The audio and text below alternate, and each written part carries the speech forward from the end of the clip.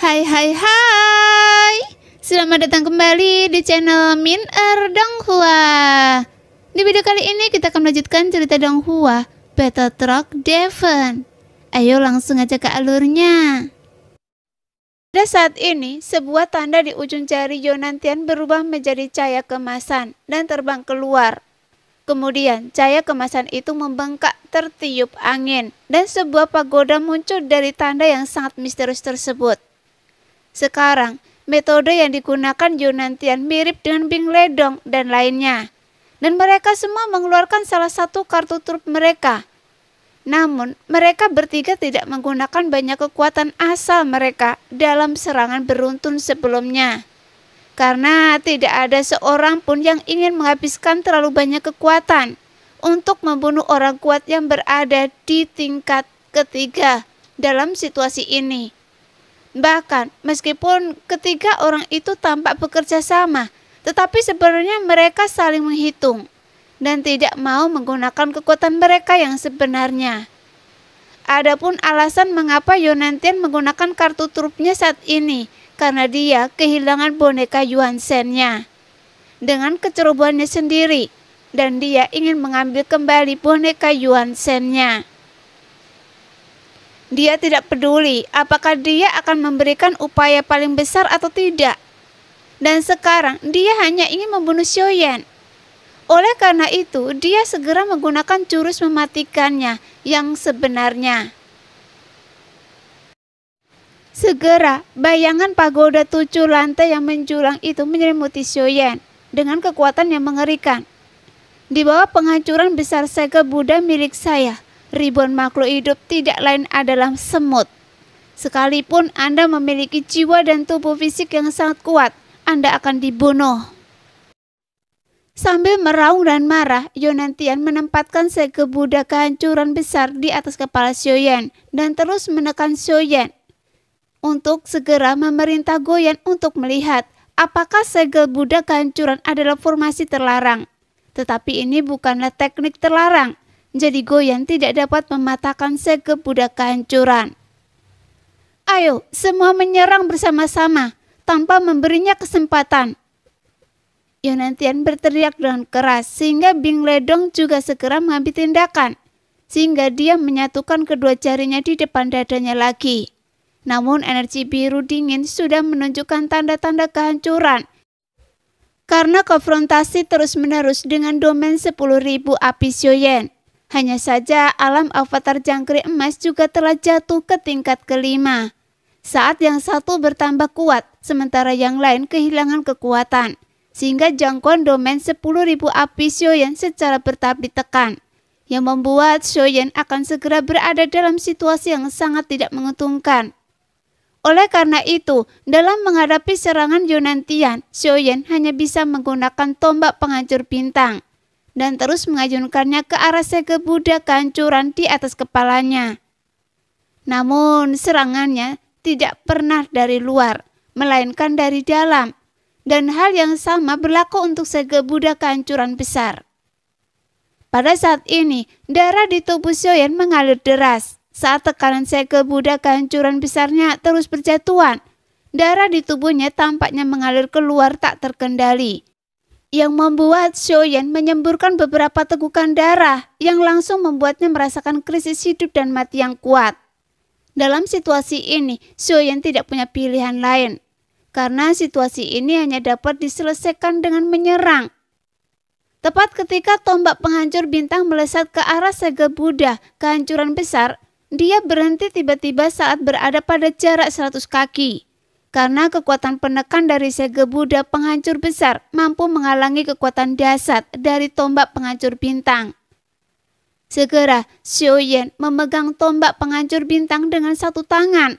Kemudian sebuah cahaya kemasan berkelebat dari telinganya dan pilar Tianjun muncul pada saat ini. Bahkan dalam sekejap mata tingginya menjadi 10.000 kaki.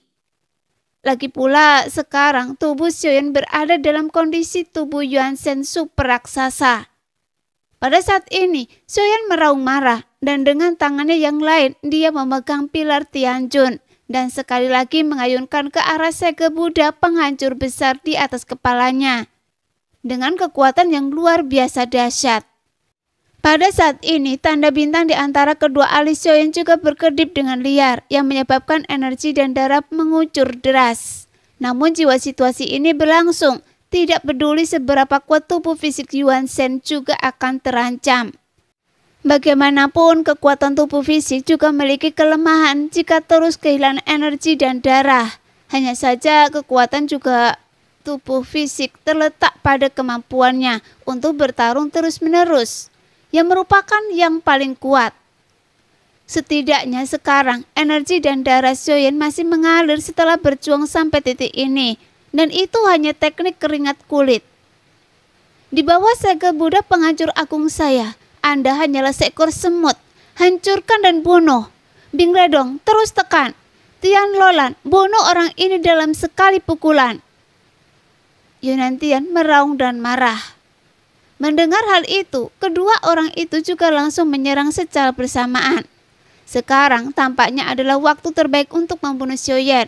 Karena begitu mereka berhasil menembus pertahanan Sioyen, akan mungkin untuk membunuhnya saat ini juga. Tian Lolan tiba-tiba mengubah segel tangannya ribuan kali. Saat segel itu terus berubah, formasi yang tak terhitung jumlahnya muncul di sekitarnya dan menyerang Sioyen. Untungnya, Goyan masih mampu membuat Sioyen mematahkan formasi tersebut. Namun Tian Lolan segera menyadari keberadaan Goyan. Mata roda roh, saya tidak menyangka hal itu masih ada di dunia ini. Tian Lolan berkata dengan dingin. Dia tampaknya mengenal bola roh. Setelah dia memanggil nama ini, Goyan juga menatap Tian Lolan dan bertanya, apakah Anda cukup layak untuk memanggil Tuan Anjing dengan namanya? Sekarang saya ingat, seharusnya Anda berasal dari klan Siming.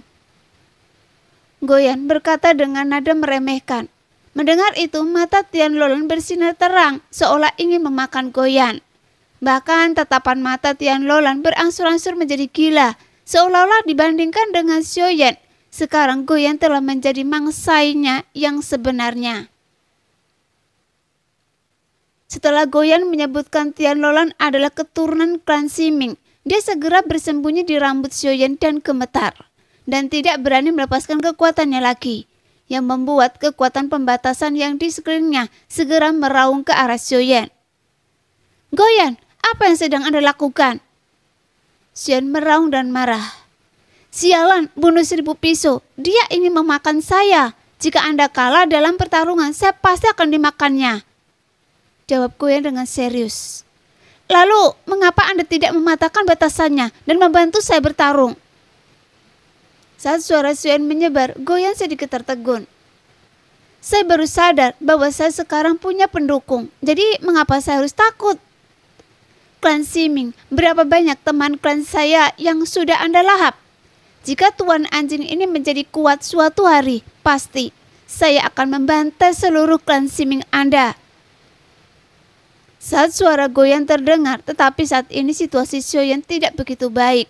Karena saat dia bertarung melawan segel Buddha penghancur besar milik Yunantian, kekuatan avatar jangkrik emas telah jatuh ke tingkat keempat. Pada saat ini, di bawah pohon takdir, domain Sioyen juga tidak lagi memadai. Udara biru dingin dari gua guntur es tak terbendung dan membubarkan domain 10.000 api Sioyen. Sehingga kekuatan musuh secara bertahap menyebar, dan Sioyen tidak punya banyak waktu tersisa. Tetapi jika dia ingin memenangkan pertempuran ini, dia harus menghancurkannya sebelum dia dapat membangunkannya. Bintang hancur! Sioyen meraung marah lagi. Meskipun sekarang avatar Yuan Shen sudah sangat dekat dengan alam kuno, tapi dalam situasi saat ini dia tidak lagi mampu menahan pertempuran. Hanya saja, sekarang Sioyen tidak punya pilihan selain bertarung sampai mati. Jadi energi dan darah di tubuhnya meledak lagi, dan tubuh fisiknya terus tumbuh hingga 30.000 kaki. Dengan bantuan kekuatan bintang hancur, Sioyen mengeluarkan raungan kemarahan seperti orang gila. Pada saat ini, energi dan darahnya terus menyembur keluar dari seluruh tubuhnya. Dan tubuh Yuan Shen super raksasa mengembang lagi, sehingga Sioyen telah menjadi raksasa luar biasa besar yang mampu menutupi langit dan matahari. dan tubuh fisik Xiaoyan masih terus berkembang. Dan seiring dengan perkembangan ini, kekuatan energi dan darahnya juga terus melonjak. Di satu tangan, Xiaoyan memegang tombak penghancur bintang, dan di tangan lainnya, dia memegang pilar Tianjun. Kemudian Xiaoyan tiba-tiba mendorong tangannya ke depan, dan jarak yang awalnya mustahil untuk didekati karena terus-menerus ditekan ke depan. Melihat pemandangan ini, Yunantian tiba-tiba mengepakkan tinjunya. Dia benar-benar sedikit bingung, karena latar belakang Xiaoyan sudah berada di luar imajinasi para monster tua ini. Bintang Ledong, mengapa Anda tidak menggunakan metode mematikan Anda? Di bawah tekanan terus-menerus dari Yunantian, alis Bing Ledong yang tertutup es sedikit mengernyit. Segera dia memandang Xiaoyan yang sosoknya telah menjadi begitu besar, sehingga seolah-olah memenuhi seluruh kekosongan. Kemudian, dia melambaikan kedua jarinya di depannya dan udara biru dingin dengan cepat mengembun dari segala arah. Pada saat yang sama, sebuah es hitam mulai mengembun inci demi inci hingga berubah menjadi tombak es biru di depannya. Tombak perburuan jiwa Bing Yuan.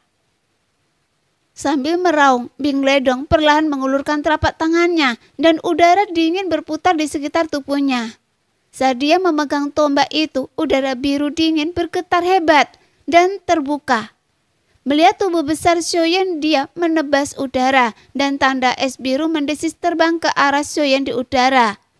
Tiba-tiba, butiran es biru yang tersebar dari segala arah mengembun.